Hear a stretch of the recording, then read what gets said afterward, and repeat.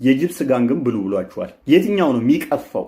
ላንብብላችሁ፣ እናንተ እኮ ላታምኑ ትችላላችሁ። ካን ኢት ቢ ኢትን ከዛ ምን ይለዋል? አሁንም ሊበላ ይችላል ይለዋል። ይሴድ የስ አዎ ይቻላል አለው። የአላህ መልእክተኛ ይሄንን ብለዋል። ይሴድ የስ የአላህ መልእክተኛ ጅብ ይበላል ብለዋል። አዎ። በዚህ ላይ ግን ጅብ ይበላ በሚለው ላይ እስቲል ብዙ ሙስሊም ሊቃውንቶች እየተከራከሩበት ነው። አብዛኞቹ የጅብ ስጋ ይጣፍጣል ስለዚህ ይበላል ብለዋል። ሰላም። ተደጋጋሚ ከሚደርሱኝ ስድቦች አንዱ ውሻ የምትል ስለዚህ ምላሽ እንሰጥባታለን። በእስልምና ውሻ ለምንድን ነው እሱ ጂሃድ የታወጀበት? ክርስቲያኖች ይህንም በጥንቃቄ ልታደምጡ ይገባል። ውሻን መግደል በእስልምናው ያጸድቃል። ስለዚህ ውሾች የምታሳድጉ በተለይም ጀርመን ሸርፈርድ ያላችሁ ውሾች በውድ ዋጋ ገዝታችሁ ሙስሊሞች ጄኖሳይድ እንዳይፈጽሙባቸው፣ ጂሃድ እንዳያውጁባቸው ጥንቃቄ እንድታደርጉ መረጃ ሰጣችኋለሁ። ለምሳሌ ሱናን ኢብን ማጃ 3202 ላይ ነብዩ ውሾች እንዲገደሉ ትእዛዝ ሰጥቷል። ላንብብላችሁ።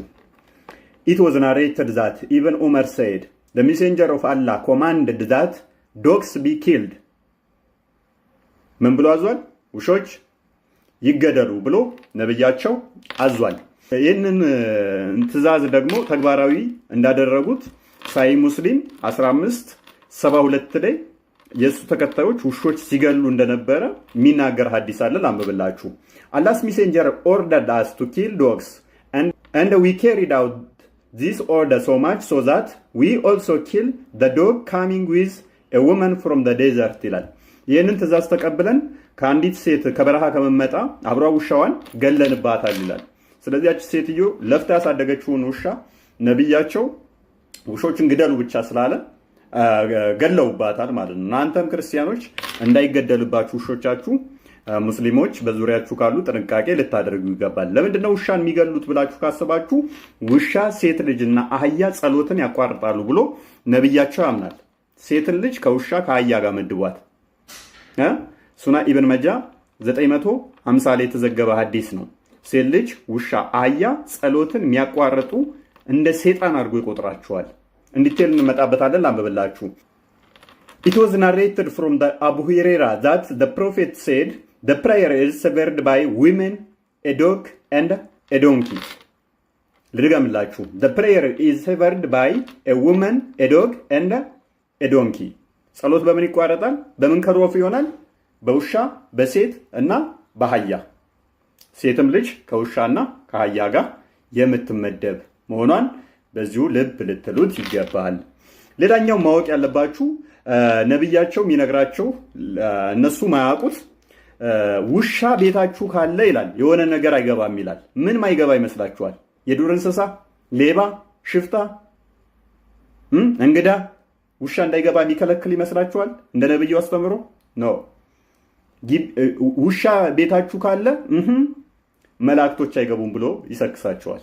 እናም በባው አዲሱን The prophet said angels do not enter a house that has either a dog or a picture in it. ውሻ ወይንም ምስል ቤታችሁ ካለ መላእክቶች አይገቡም ብሎ ቆልፎታል። ከዚህ ጋር በተያያዘ አንድ ቀን ነብዩ ይደብረዋል። ከዛ ሚስትየዋ ሙሚናት አይውና ያለ መልእክተኛ ዛሬ ደብሮታል ምን ሆኖ ነው ምናምን ነገር ስትለው ባክሽ ትናንትና ጅብሪል መጣለው ብሎ ቀጥሮኝ ቀርቶ እኮ አያውቅም ማለት ጅብሪል which means ገብርኤል የሚሉት እነሱ ማለት ነው። ከዛ ሲያይ ቤት ውስጥ አንዲት ውሻ ጠረጴዛ ስር ተኝታ ያለ ውሻዋን ያባረረና ቤቱን ያጸዳዋል። ከዛ የዛለ ማታ ጅብሪል መጣ አለ ነብዩ ማለት ነው። ጅብሪል መጣ።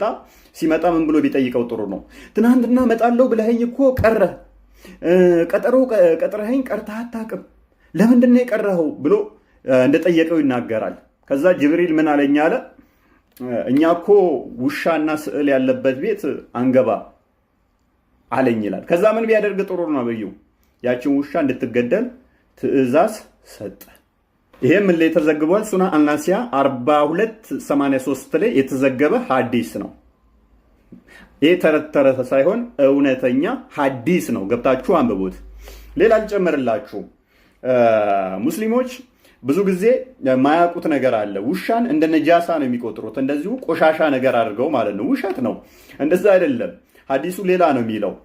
ዘረኝነት ጋርም የተያያዘ ነገር አለው። ላንብብላችሁ። ሱናን አቡ ዳውድ ቡክ 16 ሐዲስ 2839 ላይ ናሬትድ አብደላ ኢብን ሙጋፍል the prophet said, were dogs not a species of creature, I should command that they all be killed, but kill every pure black one. Kill every pure black one. ነብዩ ፍላጎቱ ምንድነው? ከዓለማችን ላይ ሁሉንም ውሾች ማጥፋት ነበር። ግን እንደዛ እንዲያደርግ ፍጥረት ስለሆኑ አልቻላቸውም። ስለዚህ ምን አለ? እያንዳንዱን ጥቁር ውሻ ግደሉ የሚል ትእዛዝ ሰጠ። ለምንድነው ጥቁር ውሻ እንዲገደል ትእዛዝ የሰጠው? ይህ ዘረኝነት አይደለም? እንመለከተዋለን በደንብ። ሌላ ታሪክ ልጨምርላችሁ። ጥቁር ውሻ ጋር በተያያዘ ሳይ ሙስሊም 510 ኤሌ የተዘገበ ነው። ላንብብላችሁ። A prayer would be cut off by passing of an ass, woman and black dog. በምን ጸሎት ይቋረጣል? በሴት በአህያና በጥቁር ውሻ ሌሎች ውሾች። ከዛ ምን ይላል? ይቀጥልና አዲሱ አቡ ደህራ what a future is there is in a black dog which distinguish it from the red dog and the yellow dog. ጥቁር ውሻን ከሌሎቹ ከቀይ ውሻ ወይንም ከቢጫ ውሻ ምን የሚለየው ነገር አለ ብሎ ይጠይቃል። አዲሱ ላይ ያለው ሰውዬ he said, oh son of my brother, I asked the messenger of Allah. ታውቃለህ ወንድሜ፣ እኔም ይህንን ጥያቄ ነብዩን ጠይቄው ነበረ። as you asking me, አንተም እንደጠየቀኝ። ከዛስ he said, ከዛ እንደዚህ ያለው ነብዩ ኦኬ ምን አለው? the black dog is a devil, ጥቁር ውሻ ሴጣን ነው አለኝ። ተረት አትሉ? ሐዲስ ነው እንግዲህ ምን ላድርገው? እኔ ሐዲሱ ላይ ነው ያለው። እርግጥ ውሻ ቆሻሻ ነው። እሺ ውሻ ቆሻሻ ነው ብለን እንውሰድ። ከጅብ በላይ ውሻ ሊገማ ሊቆሽሽ ይችላል። ብዙ ነገር ይበላል ብላችሁ ስለምታምኑ ማለት ነው።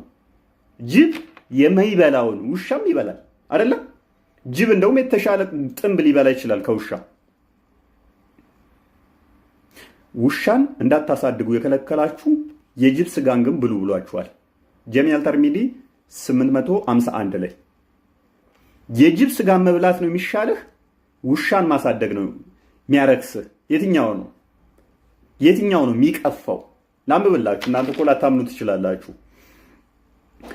ጀሚዓል ተርሚዚ 851 ላይ እንደዚህ ይላል። ኢብን አቢ አመር ሰይድ I asked Jabir bin Abdullah, is the hyena game? ጠያቂው እዚህ ጋር ጀሚዓል ተርሚዚ ላይ ኢብን አቢ አመር ነው። ጃቢርም ምን ብሎ ይጠይቀዋል? በሃይና ላይ መጫወት ይቻላል ብሎ ይጠይቀዋል። he said yes ይላል። አዎ ይላል። he said I said can it be eaten? ከዛ ምን ይለዋል? አሁንም ሊበላ ይችላል ይለዋል። he said yes አዎ ይቻላል አለው። he said I said did the messenger of Allah say that? ያላህ መልእክተኛ ይሄንን ብለዋል? he said yes ያላህ መልእክተኛ ጅብ ይበላል ብለዋል? አዎ። በዚህ ላይ ግን ጅብ ይበላ በሚለው ላይ ስቲል ብዙ ሙስሊም ሊቃውንቶች እየተከራከሩበት ነው። አብዛኞቹ የጅብ ስጋ ይጣፍጣል ስለዚህ ይበላል ብለዋል። ወደ ፓኪስታን እንደዚህ እንደሚበላም አንዳንድ ታሪኮች ያሳያሉ። አብዛኞቹ ሊቃውንቶች የተስማሙት ጅብ ይበላል ችግር የለውም ስጋው ጣፋጭ ነው የሚል ሌላውም እንዲበላው ይመስለኛል። እንደዚህ አይነት ምላሾች እየሰጡ ነው። ጅብ ስጋው ጣፋጭ ነው። የዚህንም ሼክ ምላሽ ስሙት። በጣም ታዋቂ ሼክ ነው። አድምጡት ምላሹን። Usually we think of hyena as being an animal similar to canines, similar to lions, that are predators that eat prey, and they have teeth, so they eat meat. But the hadith exempted it and considered it to be a game, and therefore it is permissible to eat and to consume.